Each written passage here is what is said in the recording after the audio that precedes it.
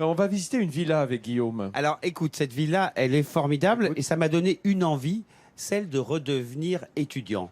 Alors, pas n'importe où, à Nice. Parce qu'à Nice, les étudiants ont cette école qui est absolument extraordinaire, une école des arts décoratifs où on les étudie, et ça s'appelle la Villa d'Arçon. Et le cadre pour ces étudiants est, comment dire, enchanteur, oui c'est ça, enchanteur.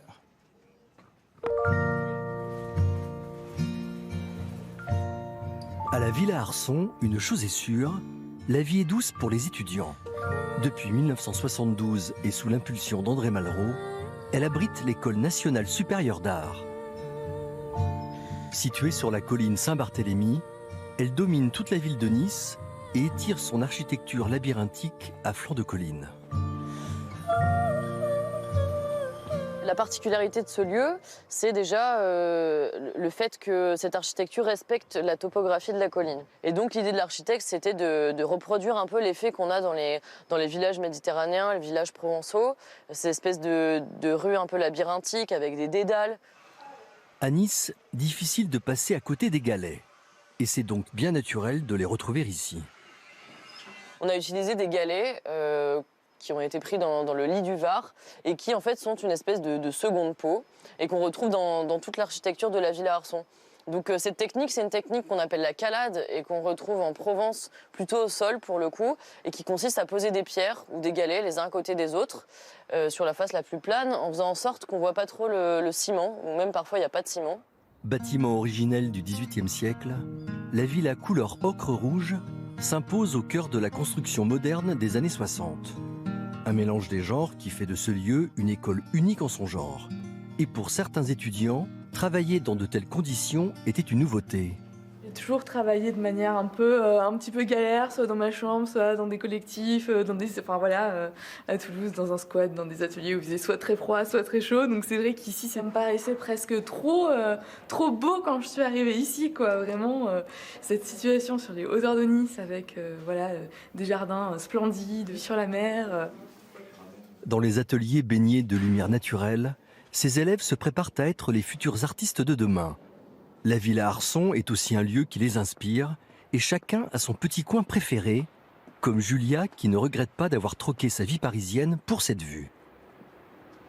J'aime bien me poser ici parce que j'ai vraiment la sensation en fait de cette impression que le monde nous appartient en fait avec cet horizon qui s'étend à perte de vue, le fait d'avoir une vision directe sur les toits de la ville, etc. Ça permet de vachement se projeter. Et ils auront tous le temps de profiter pleinement de ce lieu exceptionnel. Le cursus à la Villa Arçon dure 5 ans. Avouez qu'ils en ont de la chance de pouvoir étudier dans un cadre aussi enchanteur. Louise, vous avez fait aussi une école artistique, et aussi dans un cadre pas mal, racontez-nous. Alors, j'ai fait une école artistique à Londres. C'était une école de comédie musicale où j'ai étudié la danse, le chant, la comédie, voilà. Je fais des comédies musicales après à Londres. Mais mon école, celui-là était pas très beau, c'était dans un quartier pas très sympathique, mais mon école où j'ai fait mes études, c'est à Southport, qui est sur la côte, pas très loin de Liverpool, dans le nord-ouest de l'Angleterre. Qui est ta ville de naissance, Liverpool. Ma ville de naissance, en effet, et c'est comme un manoir. Ça s'appelle Scarisbrick Hall School. C'est très poche comme ça, mais c'est une école publique, assez jolie, avec un lac, un manoir typiquement anglais. Alors voilà, quand on aime les vieilles pierres, voilà un cadeau, parce qu'on va continuer ce parcours artistique. Je vous propose de prendre un peu d'altitude au-dessus du château Grimaldi. Nous sommes à Cagnes-sur-Mer, et plus exactement dans les Hauts de Cagnes. Et au cœur de ce village médiéval, regardez cette forteresse, elle a été édifiée au XIVe siècle, remaniée au XVIIe, elle a été acquise par la ville en 1937. Aujourd'hui, à l'intérieur, il y a un musée au plafond peint qui sont absolument extraordinaires. Et il y a surtout une collection incroyable, c'est celle de Suzy Solidor. Alors, qui était Suzy Solidor? C'était une chanteuse célèbre dans les années 30. Elle avait un cabaret parisien et puis elle a installé dans les années 60 ce cabaret à Cagnes. Et amie des peintres, elle possédait 224 portraits d'elle réalisés à son effigie. C'est une chose unique au monde. Eh bien, fait rêver, hein, Guillaume. Incroyable. Toi qui n'arrives pas à te faire dessiner. Narcissisme, calmons-nous. Mais elle a légué à la ville de Cagnes 43 de ses portraits. Et si vous allez là-bas au château Grimaldi, eh bien, vous pourrez découvrir des œuvres de Tamara de Lempicka, de Kees van Dongen, de Fujita, de Jean Cocteau, qui représentent tous Suzy Solidor. Je vous invite à aller là-bas. Ça a l'air incroyable, elle a dû rester longtemps comme ça pour se faire. Elle a passé la moitié de sa vie à poser, en fait. Exactement. J'espère qu'elle était jolie quand même. Elle avait un style blonde, un style masculin-féminin. Elle Quelque chose plaisait contre les autant blondes, aux dames qu'aux Guillaume hommes en réalité. Mais c'était une grande chanteuse. Louise, vous aimez les châteaux comme tous les Anglais. Est-ce qu'il y en a un dans la région puisque vous êtes attachée particulièrement à un endroit dans cette région? Bah, mes parents, c'est mes beaux-parents en fait, Oui. ils sont à Bormes-les-Mimosas.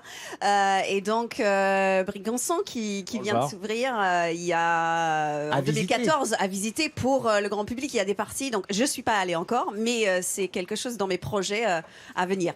Alors, une petite chose que vous allez pouvoir visiter également, un autre drone. On est ici à Valoris et je vous propose de survoler le château Robert. Alors, c'est incroyable, ça a été construit en 1867. C'était une luxueuse demeure de style oriental.